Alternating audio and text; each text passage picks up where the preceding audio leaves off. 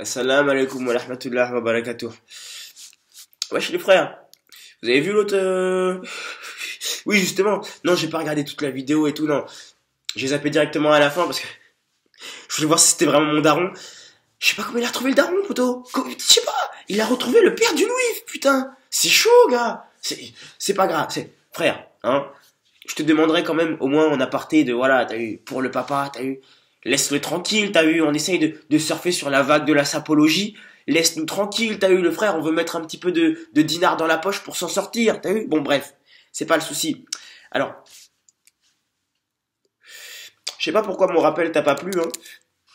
Première hypothèse, est-ce que c'est parce que c'est le Nawad en islam qui vient te faire ce rappel? Je sais pas, hein, on sait bien qu'il y a une négrophobie des bicots dans l'islam.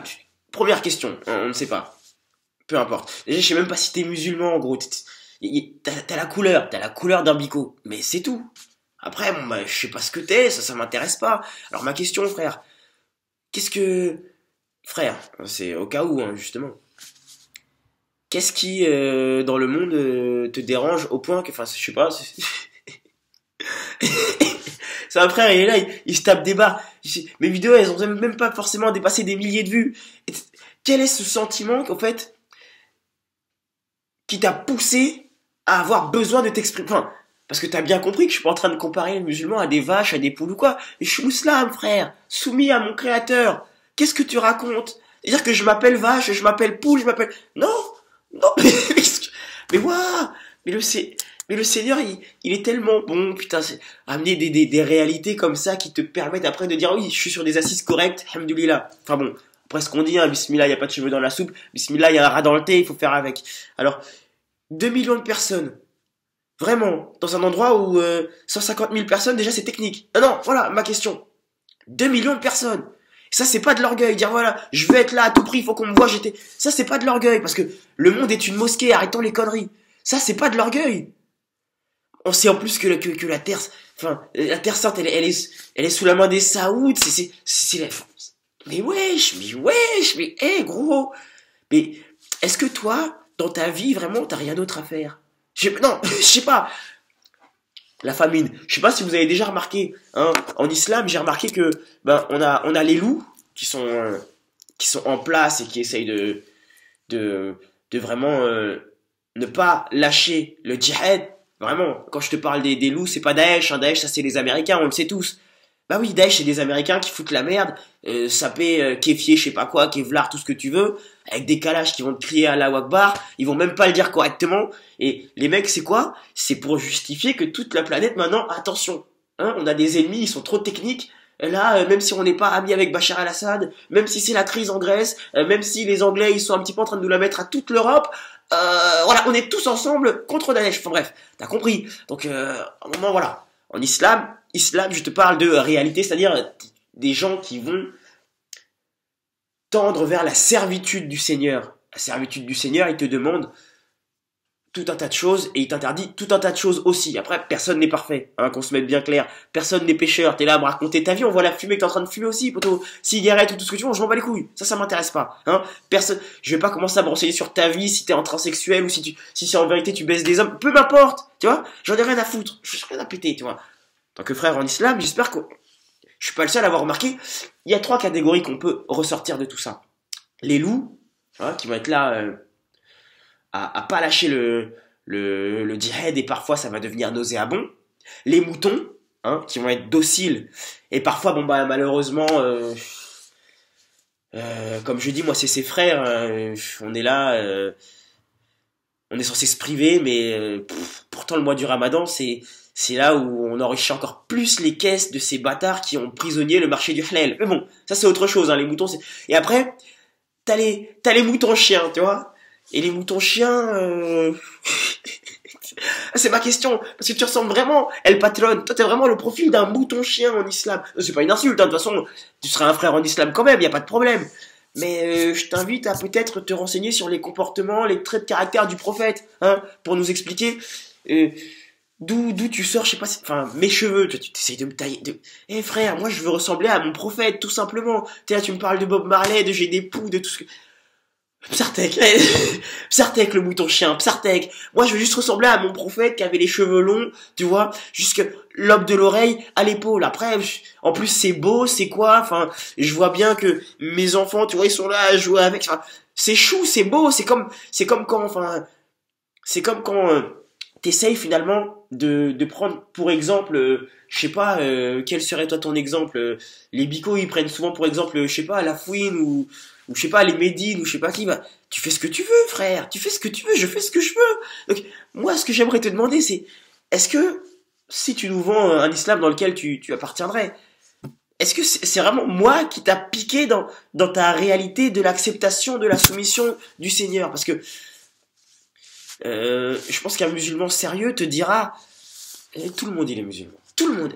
Il n'y a rien qui sort de la soumission au Seigneur. Il n'y a rien du tout. Après, bon, bah, celui qui va dériver, c'est le Seigneur qui aura soumis à ce qu'il ne sera pas un bon servant. Enfin bref, la toute-puissance, l'omniscience ne se régule pas. Tu comprends bien? Donc, qu'est-ce que... Est-ce que tu lis même? Je sais pas, non. Est-ce que... Oh là là là là, ça c'est du jeune bico sauvage ou c'est quoi, non? Mais qu'est-ce que tu es? Mais qu'est-ce que tu es, frère? Retourne à la mosquée, putain! Hein? Ou alors, parle-nous des dérives qui se passent, frère! Hein? Fais-nous des rappels! Hein? Après, mets-y une touche d'humour ou une pointe d'agacement, mais subtilement posée, parce que, ben, essayons de pas nous laisser aller à l'émotion, hein? Mais frère, à part le rappel en islam, qu'est-ce que tu peux faire? Moi, j'attends Issa. J'attends Issa. Enfin, j'attends Issa. Ou alors, je vais apprendre à mes enfants qu'il faudra qu'on attende Issa. Hein? Donc, quel est ton projet, là? Hein? Attends. En plus, tu viens emmerder mon daron, là, putain. Là, tu t'attaques à ma manière de subvenir à mes besoins. Mais qu'est-ce que tu racontes? Tu veux que je te fasse la guerre? C'est quoi le projet? Mais frère, ça vient d'où? Ton agacement, il vient d'où à ce point-là? Explique-moi. Attends, en islam, on a des mecs qui nous emmerdent tellement, et c'est à moi que tu... Ah, les musulmans en carton, je les kiffe, putain, non. Les hypocrites, le Seigneur nous avait prévenu. Hein. Non, non, moi, je sais comment, voilà, fais ce que t'as à faire, fais ta vie.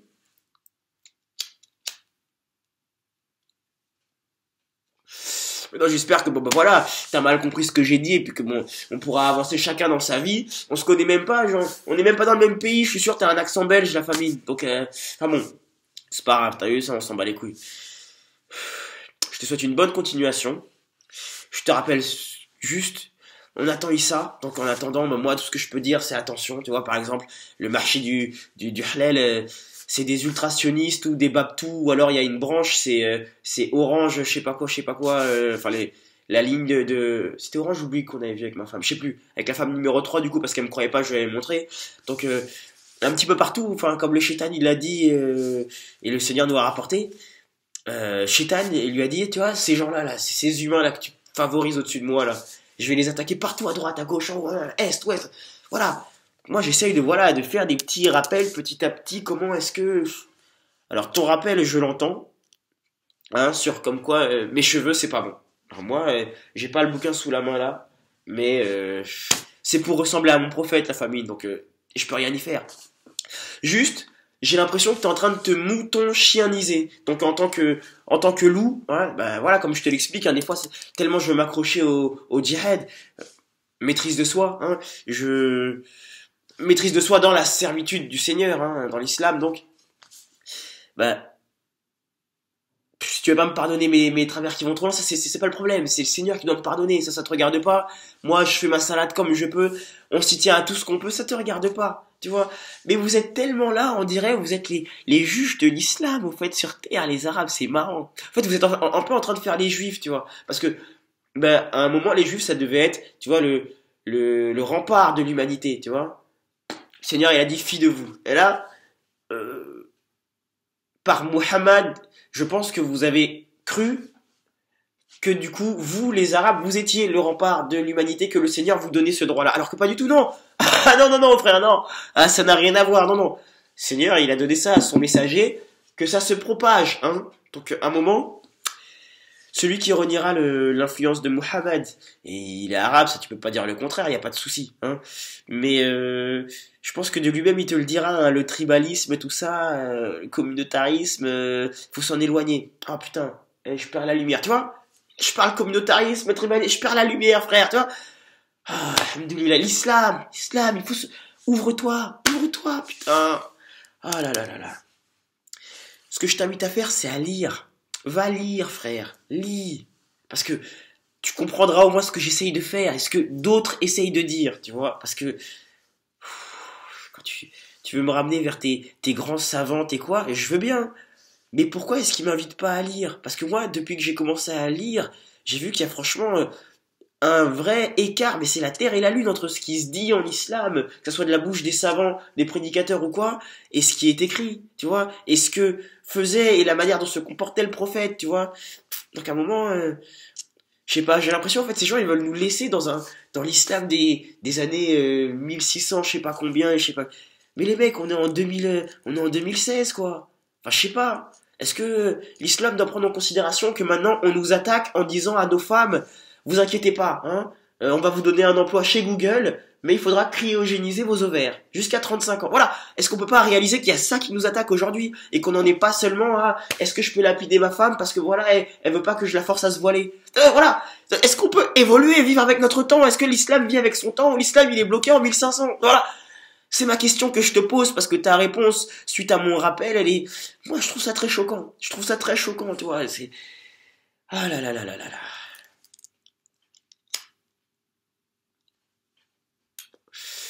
Alors, attention, dissocie-moi bien de ton pote Jamel qui dit qu'il faut réformer l'islam, le Coran, faire un espèce d'islam Coran 2.0. Non, moi je pense que tout est déjà clair. Mais lis, tu vois, parce que c'est pas quand tu l'as lu une fois que tu vas dire ah j'ai pigé. Relis, et arrête de raconter, raconte pas que de la merde, tu vois. La calomnie, ça se paye cher, ça se paye très cher, très très cher. Donc, si on est obligé les frères l'ont bien compris, de mettre une espèce de forme divertissante, dirons-nous, de prendre les choses avec légèreté, c'est bien parce que sinon, je vais pas dire non. Non, après, ça peut être retourné contre moi, ça va être bizarre. En tout cas, on se comprend bien. L'islam, ça te touche dans le cœur ou ça te touche pas. Hein. Tu sais pas parce que t'as une tenue, une couleur de peau ou je ne sais quoi. Ça te touche dans le cœur ou pas. Une fois que ça t'a touché dans le cœur, il y a forcément des choses, des gestes, des manières de voir la vie, d'appréhender, de te comporter aussi, qui sont pas forcément cohérentes. Ensuite, il y a forcément des questions que tu dois poser, qui sont pas plaisantes, c'est vrai, qui sont dures pour certains à entendre. Mais si vraiment t'es touché par la foi, il y a des questions que tu seras obligé de poser. Frère, salam alaikum wa rahmatullah wa barakatuh.